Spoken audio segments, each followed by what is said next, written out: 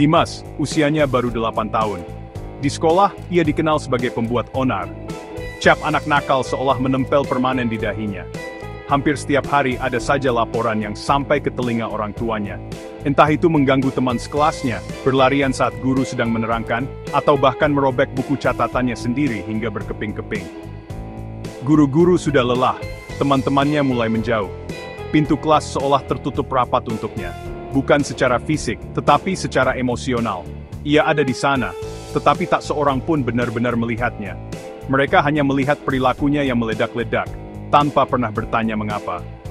Bagi banyak orang, Dimas adalah definisi sederhana dari anak yang tidak bisa diatur. Anak yang butuh disiplin lebih keras. Mungkin kurang perhatian di rumah, begitu bisik-bisik di antara para orang tua murid. Hukuman demi hukuman telah ia terima. Mulai dari berdiri di sudut kelas, tidak diizinkan ikut jam olahraga, hingga panggilan orang tua yang entah sudah keberapa kalinya. Namun, semua itu tidak mengubah apapun. Perilaku Dimas justru semakin menjadi-jadi. Amarahnya semakin mudah tersulut, dunianya semakin sempit. Ia membangun tembok tinggi di sekelilingnya, dan tak seorang pun diberi izin untuk masuk. Di balik pintu kamar tidurnya yang sering ia banting, Dimas adalah anak yang berbeda. Ia bisa duduk terdiam berjam-jam, memandangi koleksi mobil-mobilan mininya. Ia akan menatanya dengan sangat rapi, lalu merusaknya lagi dalam sekejap mata. Di malam hari, ibunya sering mendengarnya terisak pelan di balik selimut. Ketika ditanya, Dimas hanya menggeleng. Ada badai besar yang berkecamuk di dalam hatinya yang kecil itu.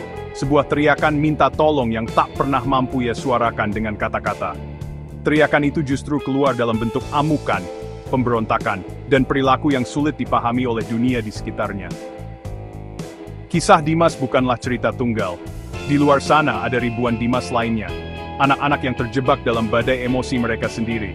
Mereka berteriak sekuat tenaga, namun dunia hanya mendengar kebisingan. Mereka meminta pertolongan, namun dunia hanya melihat kenakalan.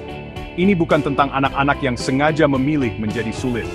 Ini adalah tentang jiwa-jiwa muda yang terluka, yang berjuang untuk dipahami di tengah dunia yang terlalu cepat menghakimi. Kisah mereka adalah pengingat bagi kita semua. Untuk berhenti sejenak dan mencoba mendengarkan apa yang sesungguhnya hati kecil mereka teriakkan. Ketika mendengar istilah anak berkebutuhan khusus, pikiran kita mungkin langsung tertuju pada disabilitas fisik atau intelektual yang terlihat jelas. Namun, ada spektrum kebutuhan khusus yang tak kasat mata, yang bersembunyi di balik perilaku. Inilah yang kita kenal sebagai disabilitas sosial dan emosional, atau dalam istilah pendidikan di Indonesia sering disebut sebagai tunalaras. Ini bukanlah tentang anak yang nakal atau kurang ajar. Ini adalah kondisi medis yang nyata, di mana seorang anak mengalami hambatan signifikan dalam mengelola emosi dan membangun interaksi sosial yang sehat dengan lingkungannya. Anak-anak ini seringkali kesulitan memahami norma-norma sosial yang bagi kita terasa wajar. Mereka mungkin tidak bisa membaca isyarat nonverbal, seperti ekspresi wajah atau nada suara. Akibatnya, mereka sering salah mengartikan situasi. Sebuah candaan dari teman bisa dianggap sebagai serangan, sebuah teguran lembut dari guru bisa dirasakan sebagai ancaman besar. Mereka hidup dalam dunia yang penuh dengan kebingungan dan kecemasan. Ketidakmampuan untuk beradaptasi ini bukanlah sebuah pilihan, melainkan sebuah perjuangan berat yang mereka hadapi setiap hari, setiap jam, bahkan setiap menit dalam hidup mereka. Gangguan ini memengaruhi cara mereka merasakan, berpikir, dan bertindak. Bayangkan jika Anda terus-menerus merasa cemas, marah, atau sedih tanpa tahu sebabnya. Bayangkan jika Anda tidak tahu bagaimana cara memulai percakapan atau mempertahankan pertemanan. Itulah realitas bagi banyak anak dengan disabilitas sosial dan emosional. Perilaku menantang yang kita lihat seringkali hanyalah puncak dari gunung es. Di bawah permukaan, ada lautan perasaan takut, frustrasi, kesepian, dan penolakan yang dalam. Mereka tidak sedang mencari masalah. Mereka justru sedang tenggelam dalam masalah internal mereka sendiri. Penting untuk kita pahami bahwa ini bukanlah kesalahan anak, bukan pula sepenuhnya kesalahan pola asuh orang tua. Sama seperti diabetes atau asma, gangguan emosional dan perilaku memiliki dasar biologis dan neurologis. Faktor genetik, kimia otak, serta pengalaman traumatis dapat menjadi pemicunya. Dengan memahami ini, kita bisa mulai menggeser paradigma kita. Dari yang tadinya memberi label anak bandel, menjadi melihat seorang anak yang sedang berjuang dengan kondisi medisnya. Sebuah perubahan cara pandang yang sederhana, namun memiliki dampak yang luar biasa besar bagi masa depan anak tersebut. Perilaku menantang yang ditunjukkan oleh anak-anak seperti Dimas seringkali merupakan sebuah bentuk komunikasi. Ketika seorang anak tidak memiliki kosakata emosional untuk mengatakan, "Aku merasa takut, aku merasa cemas," atau "aku tidak mengerti apa yang terjadi," maka tubuhnya yang akan berbicara. Ledakan amarah mungkin adalah caranya mengatakan, "Aku merasa tidak berdaya dan kewalahan." Sikap menentang dan membangkang bisa jadi adalah caranya berteriak, "Aku butuh kendali atas sesuatu, karena duniaku terasa sangat kacau." Setiap tindakan destruktif adalah sinyal, sebuah pesan tersembunyi yang perlu kita pecahkan kodenya. Mereka tidak berperilaku demikian karena niat buruk atau untuk sengaja membuat orang lain kesal. Di balik setiap perilaku, ada kebutuhan yang tidak terpenuhi, atau luka batin yang belum sembuh. Seorang anak yang terus-menerus mencari perhatian, bahkan dengan cara negatif, mungkin sebenarnya sedang merasa tidak terlihat dan tidak berharga. Ia hanya ingin memastikan bahwa dirinya ada dan diakui. Sementara itu, seorang anak yang menarik diri, menolak berinteraksi, dan tenggelam dalam dunianya sendiri, mungkin sedang mencoba melindungi dirinya dari dunia luar yang ia rasakan terlalu menyakitkan dan menakutkan. Perilaku ini juga bisa menjadi mekanisme pertahanan diri.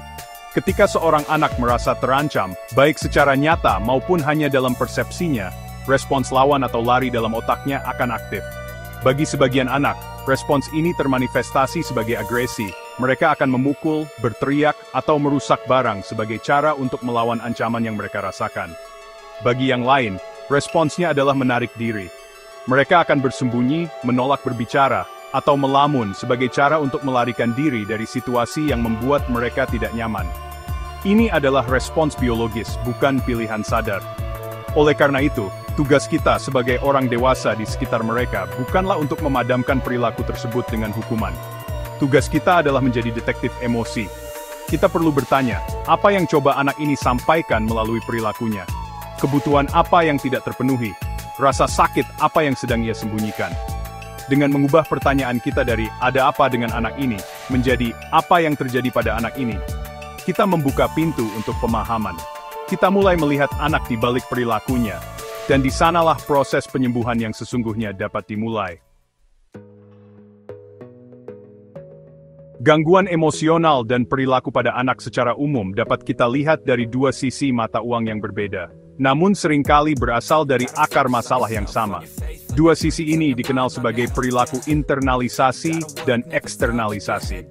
Memahaminya membantu kita untuk tidak hanya fokus pada anak yang berisik dan mengganggu, tetapi juga pada anak yang pendiam dan menderita dalam sunyi. Keduanya sama-sama membutuhkan pertolongan, meskipun cara mereka menunjukkannya sangat kontras. Ini adalah dua wajah dari sebuah luka jiwa yang sama. Perilaku eksternalisasi adalah perilaku yang meledak keluar. Inilah yang paling mudah kita kenali karena dampaknya langsung terlihat dan seringkali mengganggu lingkungan sekitar. Contohnya adalah agresi fisik seperti memukul atau menendang, agresi verbal seperti berteriak atau menghina, hiperaktivitas seperti yang terlihat pada ADHD, serta perilaku menentang dan melanggar aturan seperti pada ODD dan CD. Anak-anak ini seolah menyalurkan badai emosi di dalam dirinya ke dunia luar. Mereka adalah Dimas yang kita kenal, yang perilakunya menjadi alarm kebakaran bagi orang-orang di sekitarnya. Di sisi lain, ada perilaku internalisasi, yaitu perilaku yang terpendam di dalam. Anak-anak dengan kecenderungan ini mengarahkan emosi negatif mereka pada diri sendiri. Mereka mungkin terlihat seperti anak yang manis, pendiam, dan tidak pernah membuat masalah. Namun di dalam, mereka sedang berjuang melawan monster kecemasan, kesedihan mendalam, atau perasaan rendah diri yang parah. Mereka mungkin sering mengeluh sakit perut atau pusing tanpa sebab medis, menarik diri dari pergaulan, kehilangan minat pada hal-hal yang dulu mereka sukai, atau menunjukkan rasa takut yang berlebihan. Luka mereka tidak terlihat, teriakan mereka sunyi. Penting untuk diingat bahwa kedua jenis perilaku ini bisa saling tumpang tindih. Seorang anak dengan ADHD sangat mungkin juga mengalami kecemasan karena kesulitan yang ia hadapi di sekolah dan dalam pertemanan. Kegagalannya untuk fokus dan mengendalikan impuls dapat menimbulkan rasa frustrasi dan rendah diri yang mendalam.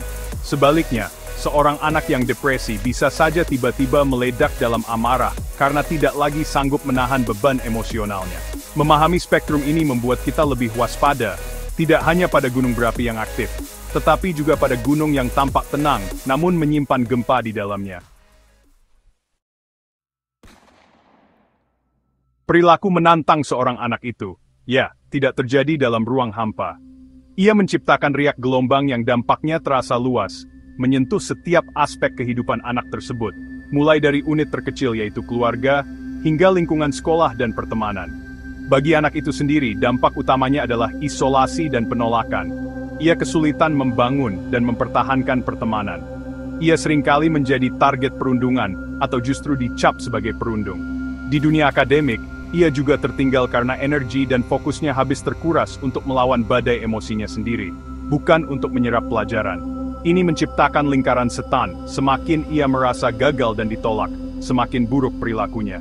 Bagi keluarga, memiliki anak dengan gangguan emosional dan perilaku adalah sebuah perjalanan yang luar biasa menguras energi, baik secara fisik, mental, maupun finansial. Orang tua seringkali diliputi perasaan bingung, frustrasi, bersalah, dan bahkan putus asa. Mereka mungkin merasa gagal sebagai orang tua. Hubungan antar suami istri pun bisa menjadi tegang karena perbedaan pendapat dalam menangani anak. Saudara kandung, atau sibling, juga terkena dampaknya.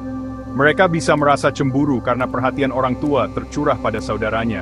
Atau sebaliknya, mereka merasa takut dan cemas karena harus berhadapan dengan ledakan emosi saudaranya setiap hari. Rumah yang seharusnya menjadi tempat berlindung, kadang terasa seperti medan perang. Di lingkungan sekolah, dampaknya juga tidak kalah besar. Perilaku menantang satu anak dapat mengganggu proses belajar mengajar seluruh kelas. Guru harus membagi perhatiannya antara mengajar dan menangani krisis perilaku, yang tentu saja sangat melelahkan dan membuat stres. Hubungan antara sekolah dan orang tua bisa menjadi renggang, dipenuhi dengan saling menyalahkan. Sekolah mungkin merasa orang tua tidak kooperatif, sementara orang tua merasa sekolah tidak memahami dan tidak mampu menangani kebutuhan anak mereka. Teman-teman sekelas pun merasakan dampaknya. Mereka bisa merasa takut, terganggu, atau bahkan ikut meniru perilaku negatif tersebut. Pada akhirnya, riak ini membentuk stigma di masyarakat. Anak diberi label nakal, keluarga dicap tidak becus mendidik. Lingkungan sekitar bukannya memberikan dukungan, malah seringkali menghakimi dan menjaga jarak. Semua ini memperparah kondisi anak dan keluarga, membuat mereka semakin terisolasi. Oleh karena itu, memahami dampak yang meluas ini sangatlah penting. Ini bukan lagi sekadar masalah satu anak, melainkan isu komunal yang membutuhkan solusi bersama. Dibutuhkan jaring pengaman yang kuat, yang terdiri dari keluarga, sekolah, dan masyarakat yang berempati dan siap bekerja sama. Menghadapi anak dengan perilaku yang begitu menantang, langkah pertama yang paling krusial adalah mencari tahu apa yang sebenarnya terjadi. Disinilah peran diagnosis profesional menjadi sangat penting. Diagnosis dari psikolog atau psikiater anak bukanlah sebuah vonis atau label untuk mempermalukan anak. Sebaliknya, diagnosis harus kita lihat sebagai sebuah kompas. Ia memberikan kita peta untuk memahami dunia internal anak. Ia memberi nama pada monster tak terlihat yang selama ini menghantui anak dan keluarga. Dengan nama, kita tahu apa yang kita hadapi, dan kita bisa mulai merancang strategi untuk menaklukkannya. Diagnosis yang tepat membantu kita membedakan antara kenakalan biasa dengan gangguan klinis yang membutuhkan penanganan serius. Tanpa diagnosis, kita hanya akan meraba-raba dalam gelap. Kita mungkin akan terus menerapkan hukuman yang ternyata tidak efektif, bahkan memperburuk keadaan. Misalnya, menghukum anak dengan ADHD karena tidak bisa diam sama saja dengan menghukum anak yang memakai kacamata karena tidak bisa melihat jauh. Itu tidak adil dan tidak akan menyelesaikan masalah. Diagnosis yang akurat membuka jalan bagi intervensi yang tepat sasaran, yang dirancang khusus sesuai dengan kebutuhan unik setiap anak. Setelah diagnosis ditegakkan, intervensi yang dilakukan harus selalu berlandaskan empati, bukan hukuman. Tujuannya bukan untuk memperbaiki anak, karena anak tidak rusak. Tujuannya adalah untuk membekali anak dengan keterampilan yang ia butuhkan untuk bisa mengelola emosi dan perilakunya. Ini bisa meliputi terapi perilaku kognitif atau CBT untuk membantunya mengubah pola pikir negatif, terapi bermain untuk membantunya mengekspresikan perasaan, atau pelatihan keterampilan sosial untuk mengajarinya cara berinteraksi. Intervensi juga harus melibatkan keluarga, membekali orang tua dengan strategi pengasuhan positif yang efektif. Kerjasama adalah kunci. Intervensi yang berhasil adalah hasil kolaborasi erat antara 3 pilar utama: keluarga, sekolah, dan tenaga kesehatan mental. Orang tua, guru, dan terapis harus berada di halaman yang sama, menerapkan strategi yang konsisten baik di rumah maupun di sekolah. Sekolah mungkin perlu menyediakan guru pendamping khusus atau membuat rencana pembelajaran individual. Orang tua perlu belajar menjadi advokat terbaik bagi anaknya. Ketika semua pihak bekerja sama dengan satu tujuan, yaitu kesejahteraan anak, maka kita menciptakan lingkungan yang suportif, di mana anak merasa aman, dipahami, dan diberdayakan untuk bertumbuh. Untuk bisa membantu, kita perlu memahami. Salah satu panduan utama yang digunakan oleh para profesional kesehatan mental di seluruh dunia adalah DSM-5 atau Diagnostic and Statistical Manual of Mental Disorders, edisi kelima. Mungkin namanya terdengar rumit dan teknis, tetapi kita bisa memahaminya sebagai sebuah kamus atau ensiklopedia yang mengklasifikasikan berbagai jenis gangguan mental dan emosional. Bagi anak-anak dengan perilaku menantang, DSM-5 membantu memetakan apa yang terjadi di dalam diri mereka, memberikan kerangka kerja untuk diagnosis yang akurat. Ini bukan untuk melabeli, tetapi untuk memahami. Dalam konteks perilaku eksternalisasi, DSM-5 mengkategorikan beberapa gangguan yang sering kita temui. Salah satunya adalah gangguan pemusatan perhatian atau hiperaktivitas, yang biasa disebut ADHD. Anak dengan ADHD bukan malas, tetapi otaknya memang kesulitan untuk fokus, mengendalikan impuls, dan mengatur tingkat aktivitas. Lalu ada gangguan oposisi menentang, atau ODD, di mana anak secara konsisten menunjukkan pola perilaku marah, mudah tersinggung, menantang, dan mendam terhadap figur otoritas. Ini lebih dari sekadar fase membangkang biasa. Jika tidak ditangani, ODD bisa berkembang menjadi gangguan perilaku atau conduct disorder, yang polanya lebih serius, melibatkan agresi terhadap orang atau hewan, perusakan properti, dan pelanggaran aturan berat lainnya. Di sisi lain, untuk perilaku internalisasi, DSM-5 juga memiliki klasifikasinya. Misalnya gangguan kecemasan, yang bisa bermacam-macam bentuknya pada anak, seperti cemas berpisah dari orang tua, cemas berlebihan akan banyak hal, atau fobia sosial. Ada pula gangguan depresif, di mana anak menunjukkan kesedihan yang mendalam, kehilangan minat, perubahan pola tidur atau makan, dan perasaan tidak berharga yang berlangsung lama.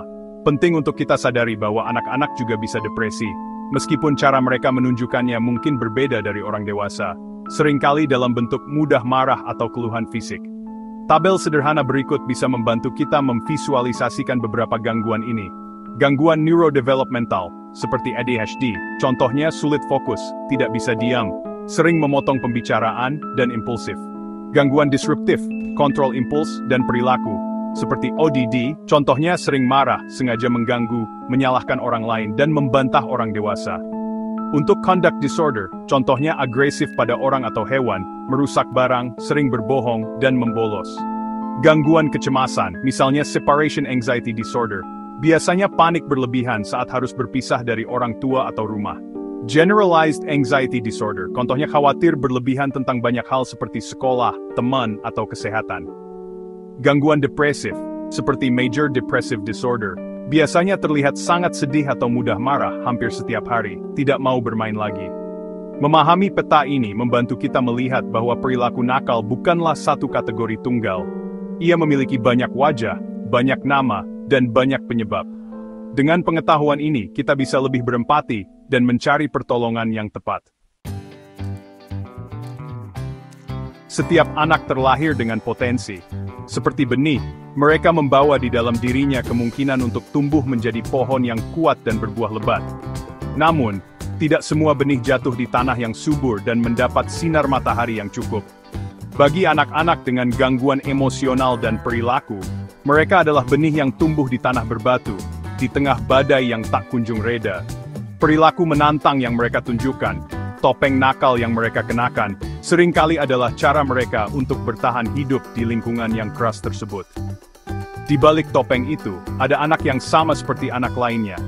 Anak yang ingin dicintai, ingin diterima, ingin memiliki teman, dan ingin merasa bangga pada dirinya sendiri. Mereka mendambakan pelukan hangat setelah hari yang berat di sekolah. Mereka ingin mendengar kata-kata penyemangat, bukan omelan. Mereka ingin dilihat karena kekuatan mereka, bukan hanya karena kelemahan mereka. Mungkin mereka tidak pandai matematika, tetapi mereka sangat kreatif. Mungkin mereka sulit duduk diam, tetapi mereka punya energi luar biasa untuk olahraga. Setiap anak punya cahaya. Tugas kita adalah membantunya menemukan cara untuk bersinar. Harapan selalu ada. Dengan pemahaman, kesabaran, dan intervensi yang tepat, badai di dalam diri mereka bisa diredakan. Tembok isolasi yang mereka bangun bisa diruntuhkan, bata demi bata. Kita telah melihat banyak kisah sukses. Anak yang dulu tidak bisa mengendalikan amarahnya, kini belajar menggunakan kata-kata untuk mengekspresikan frustrasinya. Anak yang dulu tidak punya teman, kini bisa tertawa bersama di taman bermain. Perubahan ini tidak terjadi dalam semalam. Ia membutuhkan proses yang panjang, kadang melelahkan, dan penuh dengan kemunduran. Tapi setiap langkah kecil ke depan adalah sebuah kemenangan besar. Masyarakat seringkali terlalu cepat memberikan label, dan label itu bisa bertahan seumur hidup. Label nakal, sulit, pembuat onar. Label-label ini merampas harapan anak dan menutup pintu kesempatan bagi mereka. Sudah saatnya kita merobek label-label itu. Mari kita ganti dengan label yang baru: pejuang, anak yang ulet, anak yang sedang belajar, anak yang punya potensi luar biasa. Karena di balik setiap perilaku yang paling menantang sekalipun, ada seorang anak yang berharga, yang jiwanya rindu untuk dipahami, dan hatinya ingin sekali mekar. Kisah Dimas dan ribuan anak sepertinya adalah cermin bagi kita semua. Cermin yang memantulkan bagaimana cara kita sebagai masyarakat merespons kerapuhan jiwa. Apakah kita memilih untuk membangun tembok penghakiman yang lebih tinggi, atau kita memilih untuk membangun jembatan pemahaman? Pilihan ada di tangan kita. Setiap kali kita berhadapan dengan seorang anak yang perilakunya sulit, kita berada di sebuah persimpangan jalan. Jalan pertama adalah jalan yang mudah marah, menghukum, dan melabeli. Jalan kedua adalah jalan yang menuntut lebih sabar, bertanya, dan mencoba memahami. Memahami sebelum menghakimi adalah sebuah prinsip yang terdengar sederhana, namun pelaksanaannya membutuhkan keberanian dan kerendahan hati. Ia menuntut kita untuk menyingkirkan ego dan asumsi kita. Ia meminta kita untuk melihat dunia dari kacamata seorang anak yang sedang terluka dan kebingungan. Ini bukan berarti kita membenarkan semua perilaku negatif. Tentu tidak. Ini berarti kita mencari akar dari perilaku tersebut untuk bisa memberikan bantuan yang sesungguhnya. Bantuan yang menyembuhkan dari dalam, bukan sekadar menekan gejala di permukaan. Perubahan dimulai dari setiap individu. Dari seorang guru yang memutuskan untuk mencari tahu lebih banyak tentang muridnya yang sulit fokus. Dari seorang tetangga yang menawarkan senyum ramah, bukan tatapan sinis, kepada ibu yang sedang kewalahan dengan anaknya. Dari seorang orang tua yang berani mencari bantuan profesional tanpa rasa malu. Dari kita semua yang berhenti berbisik-bisik dan mulai menawarkan dukungan nyata. Setiap tindakan empati, sekecil apapun, adalah setetes air yang bisa menyejukkan tanah gersang di sekitar anak-anak ini. Pada akhirnya, ini adalah soal kemanusiaan. Setiap anak berhak mendapatkan kesempatan terbaik untuk bertumbuh dan mencapai potensinya. Mereka berhak atas cinta tanpa syarat, bukan cinta yang bersyarat jika kamu berperilaku baik. Mereka berhak atas perhatian kita, bukan hanya label kita.